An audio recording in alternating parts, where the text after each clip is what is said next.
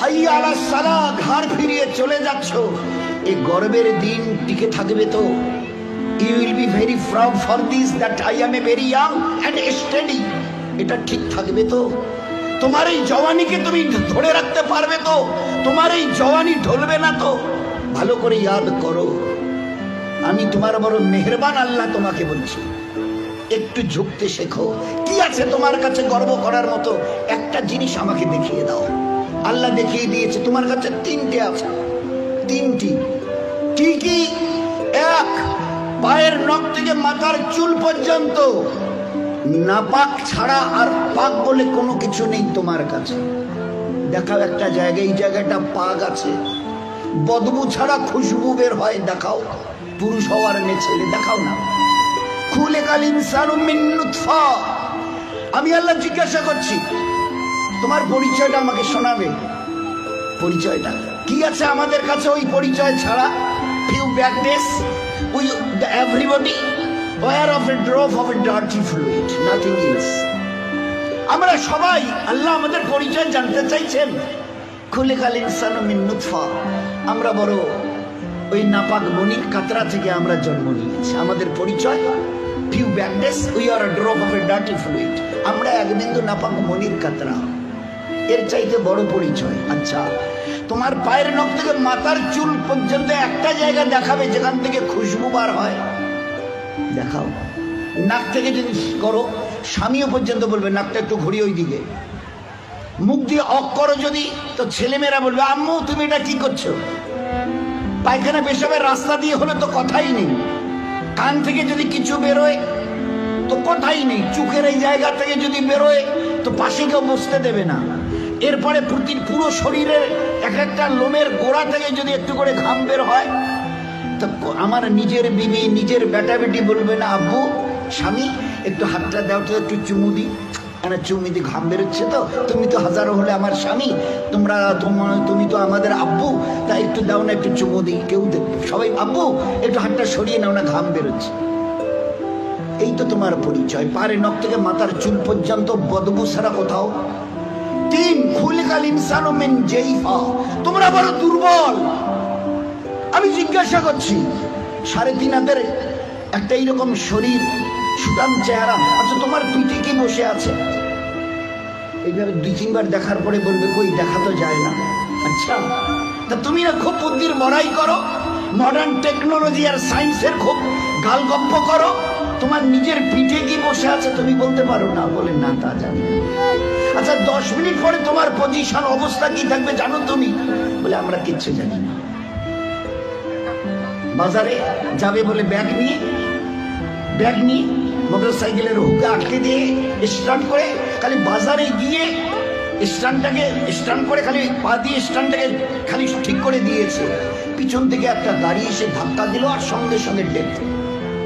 লাশ নিয়ে বাড়ি চলে গেল। এসছিল বাজার করতে, বড় ঝোলা নিয়ে এসেছিল, বড় আশা করে মেহমান অপেক্ষা করছে বাড়িতে। বাজার থেকে ব্যাগে বাজার যায়নি, তার লাশ চলে গেছে বাড়িতে। খুলিকাল ইনসানু মিন জাইফা। 4, আল্লাহ জিজ্ঞাসা করছে আব্দুর রহমান বয়স কত? হ্যাঁ আল্লাহ 42 চলছে। বাকি কত? I know nothing about my age. Noorjahan তোমার বয়স কত চলছে? আল্লাহ 45 চলছে। আচ্ছা এরপরে আর বাকি কত? তা আল্লাহ আমি কেমন করে বলবো? বললেন না তোমার নিজের বয়স। তাহলে তা তো জানি না। এই তো তোমার অবস্থা, এই তো তোমার অবস্থা। তুমি এক বিন্দু নাপাক, তুমি বড় দুর্বল, তুমি বড় বদবুদার, আর তুমি তোমার নিজের 10 মিনিট পরের অবস্থা তাও তোমার জানা নেই। এরপরেও যে আল্লাহ তোমাকে তিলে তিলে তার দয়ায় এই সেকেল সুরত আর এইরকম হায়াত দিয়েছে, একবারও তার কথা ভাবো না, একবারও তার কথা ভাবো না যে কত দয়ায় তিনি তোমাকে প্রতিপালিত করেছেন। দেখবেন সবাই, আমরা তো ওই সময় থাকি না, ওখানে মেয়েরাই থাকে। বাচ্চা যখন জন্ম নেয় না, তো যারা দাদি নানি চাচি যারা ওখানে ভিতরে থাকে, ও তারা এবারে বাচ্চা বের হওয়ার পরে এবারে হাতটার নখগুলো ভালো করে দেখে, কান টানগুলো ঠিক আছে কিনা, সব কিছু চোখ টোকগুলো, হ্যাঁ ঠিক আছে গো, ঠিক আছে, খবরদার বাচ্চা ছেলে হয়েছে মেয়ে হয়েছে, ঠিক আছে, সব ঠিক হয়েছে, সব আছে। চোখ আছে, বুড়ু আছে, মাথায় চুল আছে, হাত পা ওর নখটুকু পর্যন্ত বেশ গজিয়েছে। আচ্ছা, তোর মুখে দাঁত কটা নেই কেন? কখনো ভেবেছো? এ জগতের ইনসান, ভেবেছো কখনো? সব বলছো ওকে, আচ্ছা দাঁত কটা যে নেই? আল্লাহ জবাব দিয়েছে তোমাকে বাঁচাবার জন্য। ওই সময় তোমার মুখে দাঁত কটা, যে আল্লাহ তোমার সবকিছু দিয়েছে, হাতের পায়ের নখ পর্যন্ত আছে, 2-4-5 দিন পরে কেটে দিতে হয়, সেখানে দাঁত কটা দিইনি কেন? তোমাকে বাঁচাবার জন্য। আমাকে চেনো, আমি কত বড় মেহেরবান তোমার জন্য। শুধু তোমাকে বাঁচানোর জন্য তোমার মায়ের পেট থেকে বেরিয়ে আসার সময় তোমার মুখে দাঁত কটা দেয়নি। যদি দাঁত কটা পেতে না, তো মায়ের সিনার ওই নরম গোশে স্তনে কামড় দিয়ে দিয়ে ক্ষতবিক্ষত ঘা করতে, 3-4 দিন ওইভাবে ঘা তাজা হওয়ার পরে মায়ের চোখের সামনে তুমি তরপাতে, জবাই করা মুরগিকে যেভাবে তরপাতে দেখো, ওইভাবে মায়ের সামনে তরপাতে, আর তরপাতে মরে যেতে তুমি। তোমার মা একটাবার মুখে তুলে তার নিজের সিনা তোমার মুখে লাগাতো না, এই জন্য তুমি কামড় দিয়ে ঘা করে দিয়েছো। আমি বাঁচাবার জন্য সবকিছু তোমার মায়ের পেটে বানিয়েছি, পুরো ফিগারের যা কিছু প্রয়োজন, each and everything has been given from myself, শুধুমাত্র except your teeth, তোমার দাঁত বাদ দিয়ে, যেখানে আমি তোমাকে আমার দয়ায় বাঁচাতে চাইছিলাম। ওই জন্য দাঁত কটা দিনই, নয়তো মায়ের স্তনকে কেটে ছিন্ন বিচ্ছিন্ন করতে, মায়ের চোখের সামনে তরপাতে তুমি মরে যাবে। একটাবার চিন্তা করেছো আমার কথা? তোমার প্রতি কত দয়া করেছে। ফের এই বাচ্চাটা হাদিসে পাকের মধ্যে এসে আস্তে আস্তে যখন বড় হয়, তার বুবুকে, ভাইকে, আব্বাকে কিছু খেতে দেখে, শব্দ এর কানে আসে, আমারও ওই রকম দাঁত থাকলে আমিও খেতাম। আল্লাহ বলে, হাদিসে পাকের কথা বলছে, আল্লাহ বলে তুই একটু সবর কর, কারণ এখন তোর অতটা হুশ আওয়াজ হয়নি, এখনই যদি দাঁত দি মায়ের স্থানে কাপড় দিবি, একটু সবর কর, এই 7-8 মাস 9 মাস 10 মাস হোক না, একটু যখন, তারপরে আমি দাঁত দেবো। গোস্তের ওই নরম জায়গা থেকে আস্তে করে বাবা মা সব খুশি, আম্মা তোমার নাতির দাঁত গজিয়েছে শুনেছ? আচ্ছা, 2টো দাঁত গজিয়েছে, তো উঠতে দেখে সবাই খুশি। আচ্ছা, কখনো ভেবেছ এই দাঁতটা বাড়তে এই পর্যন্ত বারবার করে আর বাড়ে না? Why? What is the reason of it? Who will give the answer? Who will give the answer? Anybody else of this world? আছে কেউ দুনিয়াওয়ালা, ও মডার্ন সায়েন্স, মডার্ন টেকনোলজি ওয়ালা, এই দাঁতকে গজাতে থেকে খুশি হয়েছো? বাড়তে এই পর্যন্ত বেড়ে গেছে, তারপরে আর বাড়ে না। কোন দুনিয়ার মডার্ন টেকনোলজি এর পিছনে কাজ করেছে বলো না? তো দেখেছো আমার দয়া? তারপরেও যদি যেভাবে বাড়ছিল, যদি আর 6টা মাস বাড়তো না, তোমার নিজের চেহারা আয়নায় দেখলে তুমি একবার দেখে আটকে উঠে বেহুশ হয়ে মরে যেতে, অজ্ঞান হয়ে মরে যেতে। কি বিকট চেহারা! নিচের দাঁতগুলো বেড়ে গিয়ে এইরকম, উপরের দাঁতগুলো বেড়ে গিয়ে এইরকম হতো তোমার চেহারাটা, বিকট একটা চেহারা হতো। আমি ওটাকে কন্ট্রোল করেছি। এই বাচ্চা তখন 7, 8, 10 মাসের, 1 বছর 1.5 বছরের বাচ্চা দেখে দাদা কি যেন, ভাইজান যেন কি কর্মর করে চিবোচ্ছে, বুবু যেন কি একটা খাচ্ছে শক্ত মতো, আব্বু যেন কি একটা শক্ত মতো চিবোচ্ছে, শোনা যাচ্ছে।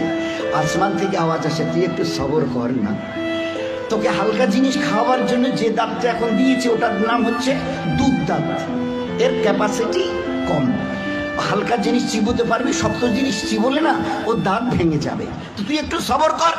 ফের কদিন পরে একটা করে নড়া শুরু করে, আম্মু এ দাঁতটা নড়ছে, ফের একটা করে 32 টাকা আমি ট্রান্সফার করি, ফের ওখান থেকে গজানো শুরু করি।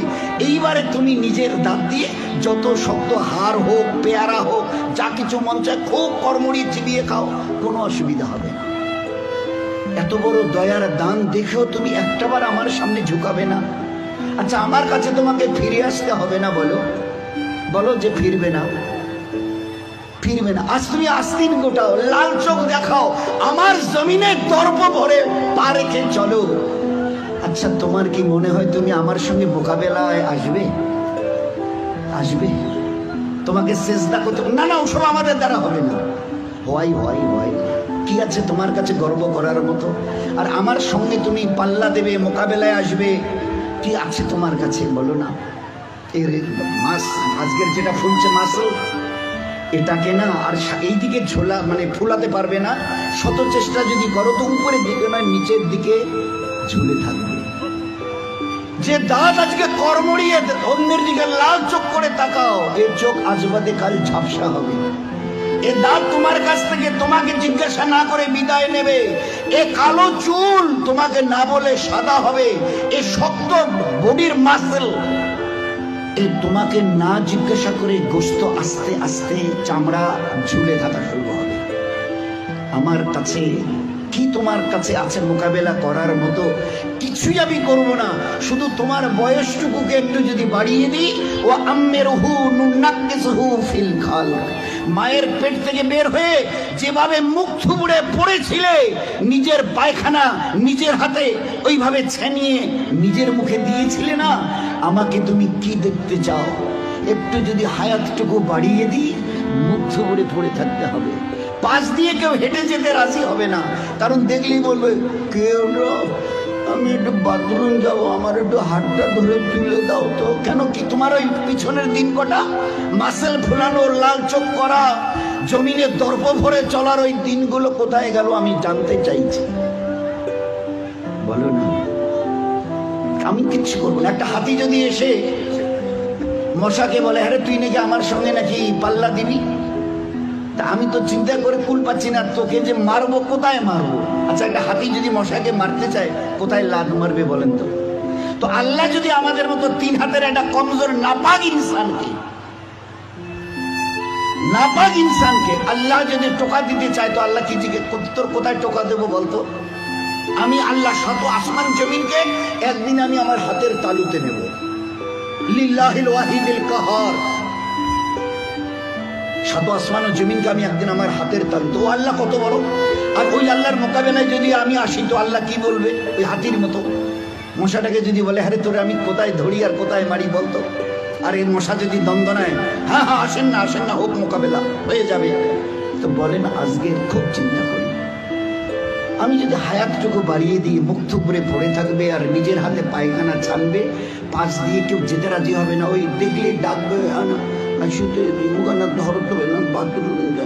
বসি তোলো তো।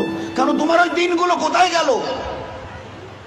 এইরকম বুক ঠুকা দিনগুলো তোমার কোথায় গেল?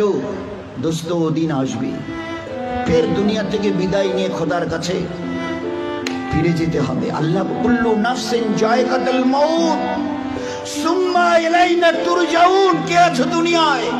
ঝুপড়িওয়ালা আর কুরসিওয়ালা কে আছো যে আমার কাছে আসবে না?